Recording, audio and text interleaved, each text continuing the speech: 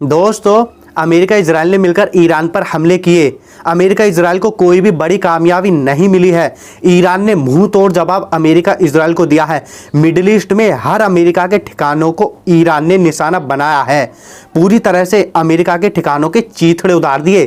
एक एक बार नहीं, तीन तीन चार चार बार एक एक ठिकानों पर हमले किए हैं और कई मिसाइलों से किए हैं। अमेरिका को बहुत बड़ा झटका पहुंचा है।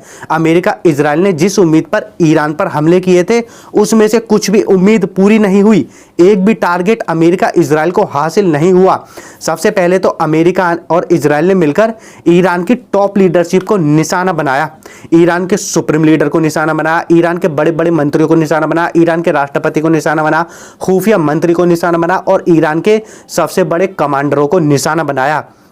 और ईरान के सुप्रीम लीडर घर, ये देख लो, सैटेलाइट इमेज है, कितना बुरा हाल हो गया है। लेकिन ईरान के सुप्रीम लीडर को कुछ नहीं हुआ। वो तो अपने घर में मौजूद थे ही नहीं, वो तो कहीं और मौजूद थे। शुरू में खबरें आई ईरान के सुप्रीम लीडर को निशाना बनाया है, लेकिन उन्हें कुछ नहीं हुआ। राष्ट्रपति को निशाना बनाया, वो भी सेफ है, विदेश मंत्री भी सेफ है, बड़े बड़े कमांडर सेफ हैं। ये जो आप स्क्रीन पर देख रहे हैं ईरान के बहुत बड़े कमांडर हैं। शुरू में खबरें आई इनकी मौत हो गई है इजराइल अमेरिका के हमलों में, लेकिन बाद में ईरान की तरफ से पुष्टि की गई बिल्कुल भी इनकी मौत नहीं हुई है और ये काम कर रहे हैं। इजराइल पर हमले करने में ये भी अब शामिल हैं। अमेरिका इजराइल को बहुत बड़ा झटका पहुंचा है। जो अमेरिका इजराइल ने मिलकर ईरान के खिलाफ ऑपरेशन लॉन्च किया था ना, उसमें ज़्यादा कामयाबी नहीं मिले। खुद इजरायली अखबार बता रहे हैं उनकी जो कामयाबी है वो फेल हो गई। इजराइल के चैनल बता रहे हैं ईरान के सुप्रीम लीडर अभी भी सेफ हैं, बिल्कुल सेफ है, उन्हें कुछ नहीं हुआ है। ईरान ने भी कड़ा जवाब अमेरिका इजराइल को दिया है। इजराइल पर दबादब ईरान मिसाइलें दाग रहा और इजराइल में जगह जगह सायरन है। इजराइल के लोग डरे हुए हैं, बंकर में है। नेतन्याहू भी बंकर में छुपा हुआ है। मैंने आपको पहले भी बताया है, नेतन्याहू रात से ही बंकर में, जब से हमला शुरू हुआ है उससे पहले से ही बंकर में छुपा हुआ है, वो भी खतरनाक वाले बंकर में जिस पर परमाणु हमला कर दो तो भी असर ना हो। पहली वीडियो में मैं आपको बता चुका हूं। ईरान भी कड़ा जवाब इजराइल को दे रहा। ईरान ने मिडिल ईस्ट में अमेरिका के हर सैन्य अड्डे पर हमला किया है, चाहे वो सऊदी अरब में हो, चाहे वो कतर में हो, चाहे वो बहरीन में हो, चाहे वो जॉर्डन में हो।